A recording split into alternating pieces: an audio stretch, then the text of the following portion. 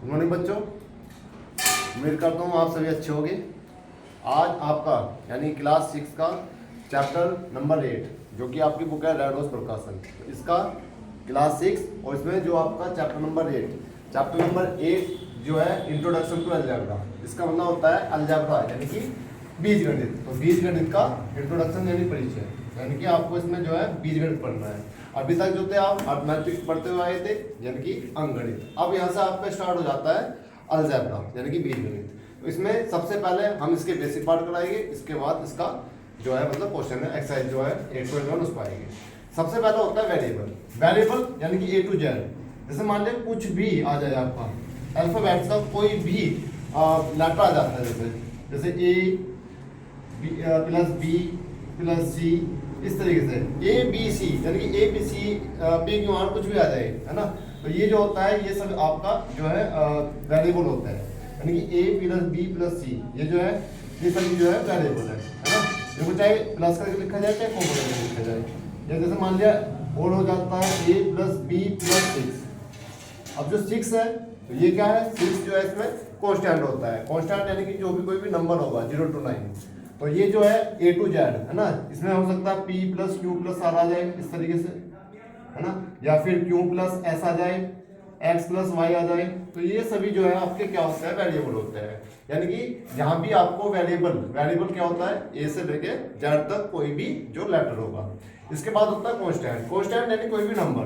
जैसे आपको पता है कोई भी नंबर 0 से लेकर 9 के बीच में होता है, तो 0 से 9 के बीच में कोई भी नंबर आ जाए उसको कॉन्स्टेंट बोलेंगे। जैसे मान लिया 2 3। अब इन सबको यानी कि वेरिएबल और कांस्टेंट को कंबाइन करने के बाद दोनों को एक साथ मिला देने से क्या बनती है, आपकी अलजेब्रिक एक्सप्रेशन बनती है। तो इसका एग्जांपल देखेंगे क्योंकि हमारा जो मेन चैप्टर जो है वो है अलजेब्रिक एक्सप्रेशन। अलजेब्रिक एक्सप्रेशन कैसे होती है, तो मैंने बताया अलजेब्रिक एक्सप्रेशन जो होगी उसमें वेरिएबल और कांस्टेंट दोनों को मिलाया जाएगा एक साथ। जैसे x प्लस वाई प्लस 6। अब देखो इसमें ये क्या है, वेरिएबल मैंने बताया हुआ A to Z कुछ भी आ जाए वेरिएबल, y क्या है A to Z कुछ भी आ जाए वेरिएबल, और प्लस 6 और 6 क्या होगा, कांस्टेंट होगा। लेकिन जैसे आ जाए इस तरीके से, अब जैसे मान लिया मैंने बोला कि 2 और x, ये भी वेरिएबल होता है। कैसे होता है, क्योंकि इसमें ये क्या है, x क्या है वेरिएबल और ये क्या है कांस्टेंट। लेकिन जब अगर बीच में मल्टीप्लाई का साइन है यानी 2x एक साथ बोला जाएगा 2x, तो जब तक 2 और x एक साथ है यानी कि ये वेरिएबल टर्म होगी, है ना। लेकिन अगर अलग अलग हो, सेपरेट हो 2 3 4 5 6, वो क्या होती है आपकी, वो होता है कांस्टेंट यानी कोई भी नंबर। अब जैसे मान लिया 2x, तो 2x क्या होगा, वेरिएबल होगा।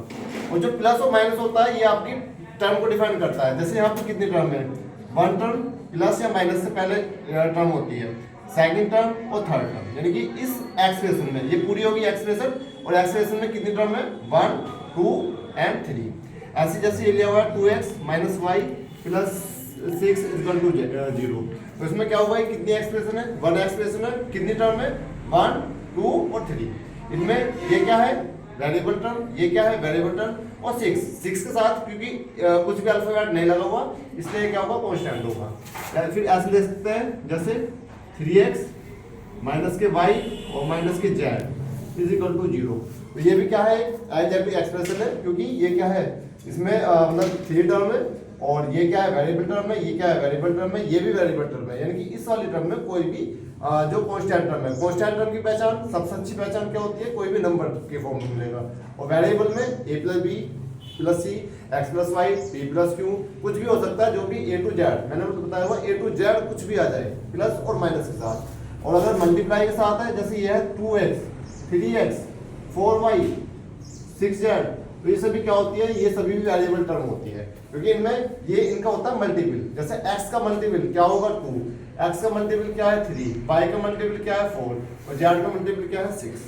तो इस तरीके से अभी हम जो है इसमें एक्सरसाइज 8.1 के क्वेश्चन जो है वो स्टार्ट करेंगे। चलिए, तो ये है आपका exercise 8.1 question number first, write the following algebraic expression. तो आपको इसमें अलजेब्रिक एक्सप्रेशन लिखनी है by using sign and symbols, यानी कि इसमें साइन यूज करना है, प्लस माइनस मल्टीप्लाई डिवाइड जो भी आएगा, और सिंबल यानी कि जो भी मतलब सिंबल देगा। तो उसमें जैसे क्वेश्चन नंबर फर्स्ट है, फर्स्ट का A part 6 more than 5 times of x, यानी कि 6 मोर देन, मोर का मतलब क्या होता है ज्यादा होता है, जाते के लिए क्या लेंगे, प्लस लेंगे, और अगर कहेगा लेस के लिए माइनस लिया जाता है। और 5 टाइम्स यानी कि 5 गुना, किसका 5 गुना, कोई नंबर x है तो x का 5 गुना, 5 टाइम्स का मतलब 5 गुना। जैसे मान लीजिए किसी भी नंबर का डबल है, डबल बोल सकते हैं या फिर ट्वाइस बोल सकते हैं, 2 टाइम बोल सकते हैं डबल के लिए। तो उसका जैसे मान लीजिए कोई नंबर है तो x है, x का 2 time 2x, 3 time 3x, 4 time 4x, यानी कि जितना भी कहेगा उसमें उसकी क्या कर देनी होती है, मल्टीप्लाई कर देनी होती है। तो सबसे पहले कहा उसने कि 6 मोर देन, तो 6 ज्यादा है, तो 6 ज्यादा है, ज्यादा के लिए प्लस साइन लगे, और किससे ज्यादा है, 5 टाइम्स ऑफ x, x का 5 टाइम, तो x का 5 टाइम क्या होगा, 5x। तो ये होगा आपका फर्स्ट क्वेश्चन का फर्स्ट पार्ट का जो आंसर होगा 5x + 6, क्योंकि इसमें हमें केवल अलजेब्रिक एक्सप्रेशन बनानी है, आगे कुछ नहीं करना है। तो 5x + 6 है ना, इक्वल टू 0 भी लगा सकते हैं, क्योंकि अलजेब्रिक एक्सप्रेशन में इक्वल टू 0 होता है अगर इस साइड कुछ नहीं दिया हुआ है। सेकंड पार्ट है 1/3। अब ये 1/3 क्या होता है, 1/3 का मतलब होता है 1/3, 1/3 2/3, तो 1/3 का मतलब होता है 1/3 of a number p added with 7, यानी कि किसी भी नंबर का 1/3 ऑफ ए नंबर p। अब इस बार नंबर क्या है, p, यहाँ पर नंबर क्या था, x। अगर नंबर दिया हुआ है तो उसको अपने मतलब उसके अकॉर्डिंग मानेंगे, जो भी देगा x देगा, p देगा, q देगा, अगर नहीं देगा तो फिर हमें अपने आप से लैट करना होता है। तो सबसे पहले कहा 1/3 ऑफ ए नंबर, तो 1/3 ऑफ ए नंबर, अब नंबर क्या है, नंबर है p, तो 1/3 ऑफ p, यानी कि p का 1/3। और कह रहा है ऐड करा जा रहा है, तो प्लस विद 7, इसके साथ 7 के साथ, तो यानी कि जो ये 1/3 है नंबर p का 1/3 जो है वो ऐड करा जा रहा है 7 के साथ, तो ये होगा 1/3 + 7 = 0। तो देखो जैसे ये 1/3 होता है तो ये 1/3 ऑफ p, तो ऑफ का मतलब जैसे मल्टीप्लाई होता है, तो आप मल्टीप्लाई लगा सकते हैं यहाँ पे छोटा साइन, वरना ऐसे भी छोड़ सकते हैं 1/3 और p, क्योंकि ये जो p होता है ये इसके साथ किसमें होता है, मल्टीप्लाई में। तो 1/3 × p + 7, क्योंकि ऑफ का मतलब मैंने बताया क्या होता है, मल्टीप्लाई होता है। चलिए ये आपका third part, sum of numbers a and b, यानी कि दो नंबर है a एंड b और उनका क्या करना है, सम। तो सम का मतलब क्या होता है, दोनों को यानी कि प्लस करना है a + b। पहले इसको ऐसे लिख देते हैं कि सम क्या होता है, या फिर प्रोडक्ट, आगे दिया हुआ है product of x and y। अब प्रोडक्ट क्या होता है, मल्टीप्लाई होता है x और एंड y, तो यानी कि x और y की मल्टीप्लाई, ये क्या होगा xy। लेकिन अब हमें कहा कि sum of number a and b subtract, यानी कि सब्ट्रैक्ट करना है फ्रॉम, यानी कि इसमें से, किसमें से, xy में से। xy क्या है, product of x and y। तो जो हमें यानी कि जिसमें से करना होता है तो वो क्या आता है, पहला आता है। तो पहले जो प्रोडक्ट है, प्रोडक्ट ऑफ xy, तो प्रोडक्ट ऑफ xy क्या होता है, xy को में से माइनस करना है, क्या माइनस करना है, sum of a and b, और सम ऑफ a एंड b क्या था, a + b, क्योंकि हमें जो फ्रॉम होता है, फ्रॉम के बाद वाला जो नंबर होता है, क्योंकि इसमें से करना है, जिसमें से करा जाता है वो कहाँ आता है, शुरू में आता है। तो xy यानी कि product of x and y, and ये क्या है, sum of number a and b, उसको क्या करना था, सब्ट्रैक्ट करना था, इसलिए यहाँ पे क्या है, माइनस आया, ब्रैकेट लगाया जाएगा इस तरह से, क्योंकि ये दो टर्म एक साथ आ रही है, इसलिए माइनस लगाया जाता है। चलिए ये आपका question number second, right the following in exponential form. Exponential form यानी घातांक के रूप, तो या घातीय रूप, घातांक के रूप यानी घातों के रूप में लिखना है। अब घात क्या होती है, घात यानी कि पावर, जैसे यहाँ पे दिया हुआ है x × x × x × x × x, तो इस तरीके से x को मल्टीप्लाई की फॉर्म में दिया हुआ है, यानी कि एक्सपेंड करके, ये होती है एक्सपेंडेड फॉर्म, और एक्सपेंडेड फॉर्म को हमें करना है एक्सपोनेंशियल फॉर्म में। कैसे करना होता है, सबसे पहले चेक करेंगे कि वेरिएबल क्या है, केवल और केवल x है। अब जो x होता है उसकी उतनी पावर होती है जितनी बार उसकी मल्टीप्लाई होती है, तो 1 2 3 4 5 6 7, यानी कि जितनी पावर होती है x की पावर 7। कैसे करना होता है, सबसे पहले हमें देखना होता है, अगर मान लिया सेम एक ही वेरिएबल है तो उसकी पावर, कितनी पावर, जितनी बार उसकी मल्टीप्लाई होती है, तो उसकी पावर जो है उतनी लगा देते हैं। जैसे यहाँ सेम है सेकंड पार्ट, तो यहाँ पे दिया हुआ 3 × 2 × a × a × a × b × b। तो सबसे पहले हमें यहाँ पे देखो, यहाँ पे कांस्टेंट भी और वेरिएबल भी है, तो सबसे पहले आता है वेरिएबल, तो चाहे तो इसको 3 × 2, अब 2 की पावर कितनी है, 1 है, तो उसको 2 ही रहने देंगे, स्टॉप करना है। यहाँ पे 3 × 2 = 6, तो यानी कि इनकी दोनों मल्टीप्लाई कर लेंगे, क्योंकि आगे ना तो 3 रिपीट हो रहा है, ना 2 हो रहा है, और दोनों क्या है, दोनों कांस्टेंट है, तो इनकी आपस में मल्टीप्लाई करेंगे, 3 × 2 = 6। उसके बाद आगे चलेंगे, आगे क्या है, a की कितनी पावर है, 3 पावर है, पावर उतनी होती है जितनी बार मल्टीप्लाई होती है, तो a की पावर 3, बीच में सभी का मल्टीप्लाई है, तो मल्टीप्लाई का साइन जो है लगा लेंगे, इनटू, उसके बाद आगे क्या है, b, और b कितनी बार है, b की मल्टीप्लाई है 2 बार, तो आ जाएगा b की पावर 2। इसमें अगर आप बीच में मल्टीप्लाई का साइन लगा लेते हो तो भी सही है, नहीं भी लगाते हैं तो अपने आप ही, अगर प्लस या माइनस नहीं लगाते तो ऑटोमेटिकली मल्टीप्लाई में होता है।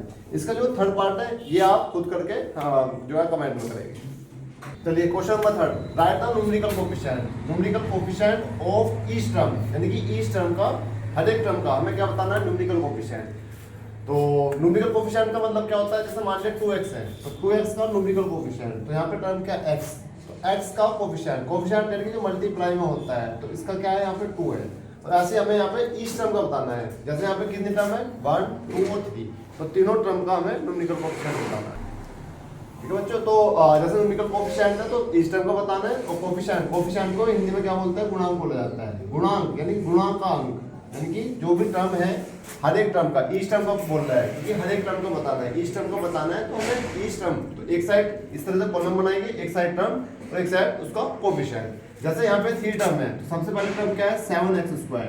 अब इसका हमें देखना है न्यूमेरिकल कोफिशिएंट क्या है, यानी कि इसके मल्टीप्लाई में क्या है। अब यहाँ पे x² है, इसकी मल्टीप्लाई में क्या है 7, तो यहाँ पे क्या आएगा +7। अगर माइनस है तो -7 आएगा, +7 है तो +7। सेकंड टर्म है -8x², इसमें जो इसका कोफिशिएंट है वो कितना है, माइनस और 8, माइनस भी है तो इसलिए माइनस भी लिखा जाएगा और 8, -8। थर्ड टर्म 9 है जो कि एक कांस्टेंट होती है, तो उसको एज इट इज लिख लेंगे 9, यानी कि 9 का जो कोफिशिएंट है वो 9 ही है। हालांकि यहाँ पे x⁴ होती है, तो x⁴ का कोफिशिएंट होता है लास्ट में, जैसे 9 के साथ कुछ नहीं है तो यहाँ पे क्या होगा x⁴ होगा। सेकंड पार्ट यहाँ पे क्या हुआ है 5y² प्लस का 7x² माइनस 9y³। जैसे अभी फर्स्ट पार्ट आपका हो चुका है, सेम एज इट इज आपका जो है सेकंड पार्ट होगा 5y² प्लस 7x², तो माइनस के 9y³ प्लस x³। इसमें टर्म कितनी है, टर्म का डिसाइड कहाँ से होता है, प्लस या माइनस से। जैसे यहाँ ये 1 term, second, third, fourth, total 4 term है, और हमें ईच टर्म यानी कि चारों टर्म का ही क्या बताना है, न्यूमेरिकल कोफिशिएंट बताना है। तो एक साइड टर्म लिखेंगे 5y², तो इसका जो कोफिशिएंट होगा क्या है y², उसकी मल्टीप्लाई में क्या है 5। सेकंड टर्म 7x², इसकी मल्टीप्लाई में क्या है 7। इसके बाद माइनस, मैंने बोला कि अगर माइनस है तो माइनस लेना है, तो माइनस के 9y³, यहाँ पे y³ यानी कि इसका जो कोफिशिएंट है वो कितना है माइनस के 9, और यहाँ पे x³ का जो न्यूमेरिकल कोफिशिएंट है वो क्या होगा 1 होगा। तो इस तरह से आपको फर्स्ट और सेकंड पार्ट डन है। आप जो है थर्ड पार्ट खुद से जो है वो खुद से करके इसमें कमेंट करेंगे। चलिए क्वेश्चन नंबर 4 है, राइट डाउन द टर्म्स। तो अभी जैसे क्वेश्चन नंबर 3 में मैंने टर्म बताई थी, लेकिन वहाँ टर्म के साथ क्या था कोफिशिएंट, लेकिन इस बार टर्म्स एंड फैक्टर्स, यानी कि ईच टर्म के हमें फैक्टर करने हैं। तो जैसे वहाँ पे क्या था, वहाँ पे टर्म के साथ कोफिशिएंट बताया था, और यहाँ पे टर्म के साथ फैक्टर बताना है। तो सेम इसी तरह से बनाएंगे टर्म्स और फैक्टर्स। उधर कोफिशिएंट था, इधर जो है क्या आएगा फैक्टर्स आएगा, क्योंकि इस बार हमें फैक्टर करना है, वहाँ पे केवल न्यूमेरिकल कोफिशिएंट बताना था। जैसे फर्स्ट टर्म है x², तो x² का हमें फैक्टर करना है। फैक्टर का मतलब होता है इसको तोड़ना है, इसके मतलब गुणनफल करने हैं, गुणनखंड करने हैं। तो x² के फैक्टर क्या होंगे x × x, यानी कि बीच में मल्टीप्लाई लगा देनी होती है। अगर x³ होता तो 3 टाइम आ जाता है, 4 टाइम होता तो 4 टाइम। जैसे 3y है तो प्लस का 3y, तो 3y को कैसे लिखेंगे 3 × y। इसके बाद -27, तो -27 को कैसे लिखा जाएगा -3 × -3 यानी कि ये होगा 27 के फैक्टर 3 × 3 × 3, लेकिन माइनस है और माइनस आ रहा है तो इसलिए 3 टाइम जो है माइनस भी लगाया जाएगा। तो ये होगा आपका फर्स्ट पार्ट। इस तरीके से इसका टेबल बनाना है, और टेबल में एक साइड टर्म और एक साइड फैक्टर करने हैं। अब आ जाता है सेकंड पार्ट। सेकंड पार्ट है 3p² - 6p + q। तो सेम पहले इसकी टर्म लिखेंगे, टर्म्स, और एक साइड लिखेंगे फैक्टर्स। तो टर्म्स एंड फैक्टर्स, तो टर्म्स और फैक्टर में सबसे पहले इसका हम टर्म्स लिखेंगे। फर्स्ट टर्म है 3p², तो 3p²। अब यहाँ पे 3 1 टाइम में, तो 3 × p², p कितने बार है 2 बार है, तो p 2 बार है तो p × p, यानी कि मल्टीप्लाई करके लिखना होता है। अगर पावर 2 है तो 2 टाइम, अगर 3 टाइम है तो 3 टाइम। इसके बाद है -6pq, तो 6pq सबसे पहले -6 के फैक्टर क्या होते हैं 2 × 3 या 3 × 2, तो पहले छोटा नंबर लिखा जाता है उसके बाद बड़ा। उसके बाद pq, तो p भी 1 टाइम आया है और q भी 1 टाइम आया है। इसके फैक्टर जो है क्या हो गया -2 × 3 × p × q -6pq। इसके बाद थर्ड टर्म दी हुई है q², तो q² को यानी क्योंकि 2 पावर है तो उसको लिखेंगे q × q। इस तरीके से हमें ये इसका सेकंड पार्ट जो है इस तरीके से इसके टर्म्स और फैक्टर के रूप में करना है। यहाँ पे आपका ये सेकंड पार्ट जो है डन हो जाता है।